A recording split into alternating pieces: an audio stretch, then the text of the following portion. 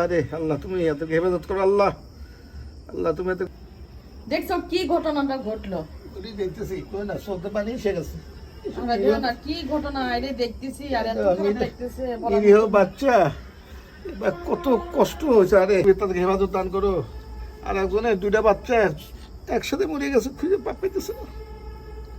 দুঃখজনক ব্যাপার না এইগুলো। ওইখানে প্রশিক্ষণ নিবি কেন? আমি এই জিনিসই তো বুঝলাম না। Milestone school. আরে না প্রশিক্ষণ কি ওই জায়গায় নেওয়ার জায়গা? এত খারাপ লাগতেছে এই বাচ্চাগুলো। এটাই তো ভুল করছে। আমারে দেখে এই ভিডিওগুলো আমি দেখতেছি, এত কষ্ট লাগতেছে। যার বাচ্চা কাচ্চাগুলো মারা গেছে তাদের কেমন লাগতেছে বলো তো? একটা করে দুর্ঘটনা ঘটে এমন এমন কাজ করিয়ে নিয়ে ওইখানে কি আর প্রশিক্ষণ নেওয়ার জায়গা নাকি? খালি তোমার নেগেটিভ রক্ত খুঁজতেছে। কি যে একটা অবস্থা, এমন কোনো হসপিটাল নাই যে হাজারি না। এত কষ্ট লাগতেছে, দোয়া পড়া ছাড়া তো উপায় নাই। আমার নিজেদেরই কত কষ্ট লাগতেছে। সুযোগ দাও আল্লাহ এই পরিবারের বাচ্চাদের। আল্লাহ তুমি যারা মারা গেছে আল্লাহ তুমি তাদেরকে সেই পরিবারের তুমি ধৈর্য ধরার তৌফিক দান করো আল্লাহ। আল্লাহ যারা বেঁচে আছে আল্লাহ তুমি তাদেরকে তাড়াতাড়ি সুস্থতা দান করো রব্বুল আলামিন। এই বাচ্চাটা সব চলছে গেছে। এত কষ্ট লাগতেছে।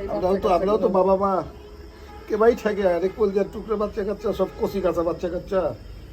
আল্লাহ তুমি এদেরকে হেফাজত করো রব্বুল আলামিন। আল্লাহ তুমি এদেরকে হেফাজত করো রব্বুল আলামিন। সহ্য করে পারতেছি না আমি, সত্যি বল সহ্য করে পারতেছি না। যেগুলো বাচ্চা কাচ্চা মা বাপ কেমন করতেছে গো, এমন এমন ঘটনা ঘটে। আর এইগুলো সচেতন হয় না কেন? এইগুলো বিমানকে এইখানে এসে প্রশিক্ষণ নেওয়ার জায়গা নাকি? এই যে বাচ্চা কাচ্চা গুলো যে মারা গেলে এই মা বাপ গুলো কিভাবে এই ধৈর্য ধরবে? এই যে এইগুলো কোন একটা বড় ফিল্ডে কিংবা কোন নদীর সমুদ্রের আমাদের দেখে ছবি দেখে কান্না এসে যেতেছে। তাহলে যারা এই মা বাপ গুলো কেমন করে সহ্য করতেছে? ভিডিও গুলো একটা বাচ্চা কেমন করে পুরা গা নিয়ে হেঁটে বেড়াইতেছে, খুঁজতেছে আত্মীয় স্বজনে। এটা কি সহ্য করা যায়? এগুলা কি সহ্য করা যায়? আল্লাহ রক্ষা করো সবাইকে।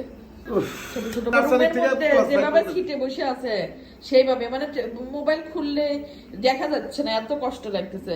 আর যেগুলো বাচ্চা রক্ষা করো সবাইকে, ভালো রাখো। তুমি সবাইকে শোয়েবের তৌফিক দান করো রব্বুল আলামিন। আল্লাহ পরিবারের সবাইকে দাও, এইটা দাও। এটা দেখলি সহ্য করে কেমন করে পুড়ে ছাই হয়ে গেছে, পুড়ে ছাই হয়ে গেছে। আমার দোয়া করো ছাড়া আমাদেরই যাবো, আমাদেরই যাবো। দোয়া করো ছাড়া উপায় নেই।